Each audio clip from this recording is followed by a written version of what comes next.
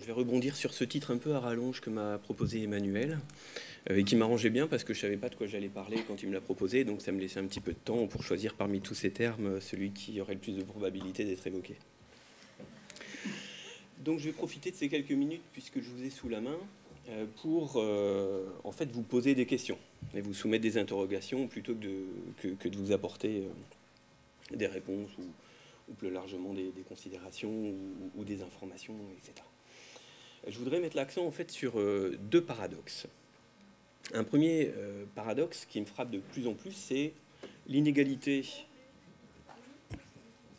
Un premier paradoxe qui me frappe de plus en plus, c'est l'inégalité entre les individus en termes de probabilité d'être engagés tôt dans une démarche diagnostique lorsqu'ils relèvent, pour peu qu'ils relèvent d'une telle démarche.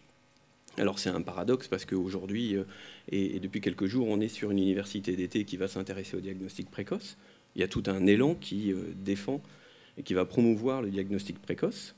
La recherche est en partie tournée autour du diagnostic précoce avec, pour certains essais, des participants qui vont être sélectionnés le plus tôt possible sur la base d'un diagnostic qui va être le plus sûr possible.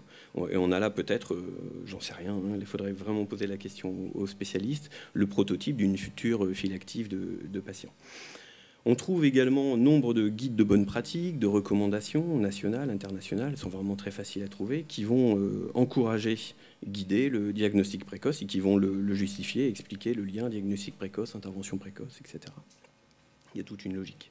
Les praticiens, je pense aux médecins généralistes en particulier, ils ont accès à ces guides, ils connaissent la maladie, le grand public connaît l'existence de la maladie, même s'il y a aussi certaines méconnaissances.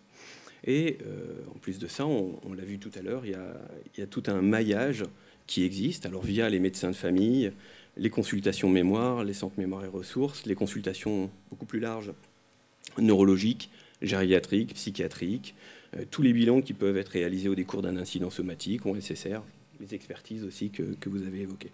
Et j'oublie certainement des pans du maillage. Pourtant, il est pas rare, encore qu'il faudrait le mesurer précisément, mais en échangeant avec les praticiens, il semble peut-être même un peu plus fréquent aujourd'hui qu'il y a quelques années de voir arriver en consultation des personnes avec un MMS bas, un MMS à 10 par exemple, c'est-à-dire finalement tardivement dans la cinétique de l'avancée des déficits. C'est là pour moi qu'est le paradoxe, et j'ai essayé de penser à quelques hypothèses à vous proposer, mais justement je voulais également solliciter les vôtres. Première piste pour comprendre ce type de paradoxe, une part qui serait explicable par les caractéristiques de la personne malade. Par exemple, elle va éviter la consultation parce qu'elle craint la mauvaise nouvelle. C'est bien connu que pour éviter d'être malade, il suffit de ne pas rencontrer son médecin. Ou alors, plus gravement, elle ne peut pas supporter ce que va impliquer le diagnostic, elle pressent ce que pourrait être le diagnostic, elle ne peut pas supporter ce que ça impliquerait de remise en question de son intégrité psychique. Le diagnostic, c'est quelque chose de douloureux et il suffit d'être confronté aux questions des médias, aux questions du grand public pour être vraiment étonné et constater la charge d'angoisse qui est associée à ces questions. Une autre caractéristique de la personne, c'est son appréciation des déficits. On l'a évoqué également juste avant. Il peut y avoir tout simplement un défaut d'attribution des déficits à un phénomène pathologique. Il peut y avoir aussi un défaut d'appréciation de la profondeur des déficits. Les déficits peuvent être également au second plan, avec une dépression par exemple au premier plan, et il est bien connu que les patients dépressifs ne sont pas forcément ceux qui vont être le plus proactifs pour aller trouver des solutions aux problèmes auxquels ils sont confrontés. J'oublie encore donc des pistes et je compte sur vous après. Deuxième piste, l'entourage ou l'environnement qui est susceptible de compenser à mesure. Alors ça peut être le conjoint qui va s'adapter insidieusement, sans être clairement conscient lui-même de son implication et des changements qu'il met en place. Il va aider, il va faire à la place, etc. On parle parfois de réserve cognitive. Là, on pourrait presque parler de réserve cognitive par procuration. Dans la même idée, lorsqu'une personne réside en institution, en EHPAD par exemple, elle est soumise au fonctionnement de l'établissement. Or, l'institution, elle est évidemment mue par le rythme des personnes qui y vivent, mais également par son propre fonctionnement à elle. L'institution, elle peut du coup être étayante et devancer l'évolution de la dépendance et de ce fait ne pas la remarquer. Dans ce cas-là, la démarche diagnostique aura plus de chances d'être réalisée au décours d'un incident. d'un incident somatique notamment.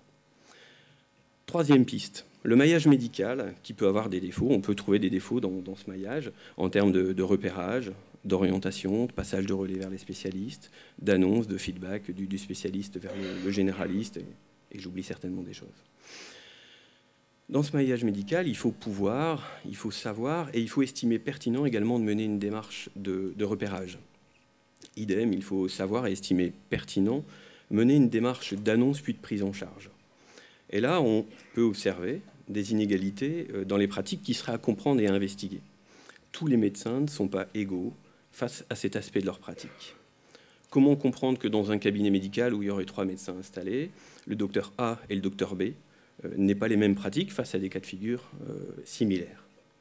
Alors j'entends bien les arguments déclaratifs, on n'a pas le temps, il y a toute une file de patients, etc., etc. Mais ça n'explique pas pourquoi le docteur A et le docteur B n'ont pas les mêmes pratiques. Qu'est-ce que ça implique plus profondément de la capacité de chacun et de l'appétence de chacun à gérer ce type de situation et ce type de patientèle? Quatrième piste, les inégalités sociales, les inégalités de territoire. On en a parlé encore hier soir, avec l'idée que selon qu'on est en milieu rural, milieu urbain, il n'y aura pas la même tolérance de l'environnement, pas forcément non plus le même accès aux structures de repérage et de soins. La recherche, aujourd'hui, je pense qu'elle doit se pencher sur ce paradoxe. Il y a toute une recherche qui est dédiée aujourd'hui sur des essais, avec des personnes qui vont être intégrées le plus précocement possible dans ces essais. Mais je trouve qu'à l'inverse, peut-être que des personnes qui sont un petit peu plus délaissées par rapport aux essais actuels pourraient être intégrées dans des recherches, peut-être plus des recherches en SHS, pour essayer de comprendre ces retards à la consultation. Deuxième paradoxe que je voulais développer aujourd'hui, toujours autant de questions que je voulais vous poser, je voulais revenir sur la question de la probabilité et du doute. J'ai été touché par un paradoxe qui concerne quelques personnes malades, qui ne sont vraiment pas majoritaires, mais en tout cas suffisamment présentes, je trouve, pour alerter. Il semble y avoir une interaction entre le parcours de soins et les doutes, plus ou moins mêlés d'espoir, des patients et de leur entourage.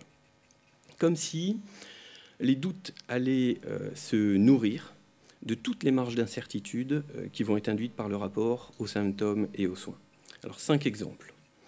Premier exemple lié au parcours diagnostique.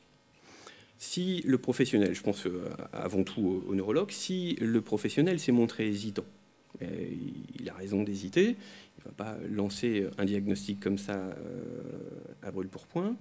Il a eu recours à de multiplier examens et il a été pédagogue. Il a expliqué que c'était pour être sûr de ne pas se tromper, qu'il fallait avoir un faisceau d'arguments. Donc voilà, il a développé tout ça. Sauf que lui, en faisant ce travail explicatif, il explique ce que lui, il a en tête, comment il conçoit les choses, mais peut-être que le patient et son accompagnant, ce qu'ils entendent, eux, c'est qu'il a peur de se tromper. Peut-être qu'il n'est pas sûr de lui. Alors le jour où le professionnel, au fur et à mesure des examens, voilà, il a réuni tous les éléments qu'il fallait et en même temps il pense que la personne est peut-être prête aujourd'hui à entendre ce diagnostic, le jour où le professionnel pense que le patient est prêt, donc il va délivrer ce diagnostic qui a été déjà délivré à petite dose. Le patient et son entourage, peut-être que ce qu'ils vont entendre, c'est que c'est juste une forte présomption temporaire. On attend de voir peut-être l'évolution des troubles.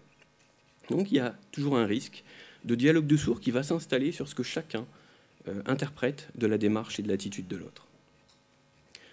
Je mets de côté encore tout ce qu'il peut y avoir de discordance entre les professionnels, puisque au long des examens, on peut rencontrer des professionnels différents qui ne vont pas exactement utiliser les mêmes termes. Et donc là aussi, ça peut induire du trouble. Deuxième exemple qui est lié aux termes.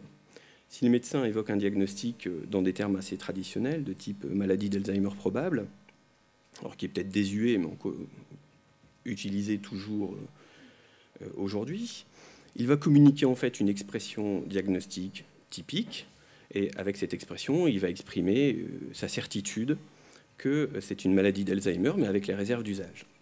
Le patient, de son côté, donc, il écoute maladie d'Alzheimer probable, et qu'est-ce qu'il entend?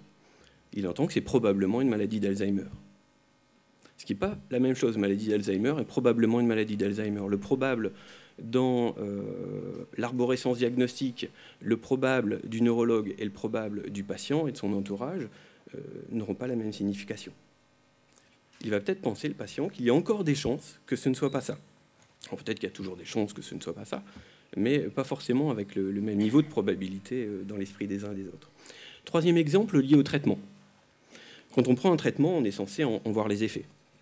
Moi, quand j'ai un rhume, une bronchite, enfin alors vraiment toute proportion gardée, hein, et que je me rends chez mon médecin, alors dans le Nord, on dit chez le médecin. Donc, quand je me rends chez mon médecin, je m'attends à ce qu'ils me disent ce qui ne va pas, à ce qu'ils me prescrivent un traitement.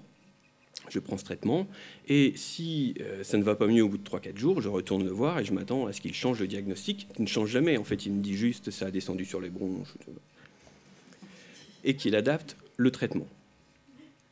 Alors, donc on a cette culture qui est induite déjà par le rapport aux médecins et aux médicaments. Le gouvernement va, à toute autre échelle, dérembourser des médicaments parce qu'ils n'ont pas d'effet, etc., etc. Je pourrais, comme ça, multiplier les exemples et aller lire une notice d'un médicament. On va retrouver également ce type de propos. Donc, on est dans une culture de l'efficacité du traitement. Or, dans la maladie d'Alzheimer, le traitement, on ne peut pas dire qu'il soit spectaculaire. En tout cas, il n'est pas suffisamment visible et spectaculaire aux yeux des patients et de l'entourage pour les marquer. Alors que ce traitement, on a quand même expliqué que c'était un médicament bien spécifique pour la maladie d'Alzheimer. Donc, si le traitement ne marche pas, et qu'on a bien expliqué que c'était un traitement spécifique de la maladie d'Alzheimer, alors il n'y a qu'un pas pour considérer que le diagnostic n'est pas le bon. Quatrième exemple, la fluctuation des symptômes, on en a parlé juste avant. Un jour, mon conjoint est aimable, il est aimant, il participe, il se débrouille tout seul pour plein de choses, c'est génial, ça c'est vraiment une bonne journée. Le lendemain, il est passif, il se trompe, il ne sait plus lasser ses chaussures. Il est d'une humeur massacrante et voilà, il m'envoie paître continuellement. Alors en tant que proche, c'est déstabilisant, et c'est tout à fait inexplicable. Ça veut peut-être dire qu'il n'est pas si malade que ça, et que tantôt il émet du sien, il est combatif, et puis que tantôt il se laisse aller. Autrement dit, il peut, mais peut-être qu'il ne veut pas. Autre situation du même ordre, habituellement, mon mari, voilà, je vais l'appeler Alain temporairement, mon mari Alain est exécrable avec moi, il m'insulte, il ne comprend rien, il exige mon aide comme si j'étais sa boniche. Et le lendemain, un dîner de famille, il est là à parler avec les uns et les autres, à sourire à tout le monde, il se tape la discute, il parle des souvenirs, etc. Réaction de la famille, diagnostic quand même bizarre, Alain il a l'air de bien aller, quoi. Je ne comprends pas ce qui se passe. Vous imaginez pour cette épouse qui essaye d'expliquer à tout le monde qu'elle vit une situation catastrophique, ce qu'elle peut penser de ce qui s'est passé ce week-end. Dernier exemple, alors beaucoup plus anecdotique que les précédents, mais qui témoigne de la surreprésentation de la maladie d'Alzheimer dans l'esprit du grand public. L'anecdote rapportée par un couple expliquant qu'à l'annonce d'une DFT, ils s'étaient sentis à ce moment-là soulagés qu'il ne s'agisse pas de la maladie d'Alzheimer qu'ils redoutaient tant. Alors maintenant, si je prends tous ces exemples et que, exagérément, je les cumule dans une espèce de bulle subjective qui va être chargée de connaissances, mais aussi de méconnaissances, d'émotions, d'interprétations, de doutes. On a un médecin qui n'est pas sûr de lui. On a un diagnostic qui est tout juste probable. On a un traitement de la maladie qui ne tient pas la route. On a des symptômes qui sont à moitié liés à la bonne volonté et aux caprices du malade. Et on a une maladie qui n'est peut-être pas aussi grave que celle que je craignais. Il n'en faut pas beaucoup plus pour que le doute s'installe durablement et qu'on en arrive à une conséquence de ces exemples, c'est que certaines personnes vont rester comme figées, suspendues, dans l'attente, en attendant qu'un diagnostic soit donné, parce qu'ils n'ont pas compris que ce diagnostic, il avait été transmis comme définitif.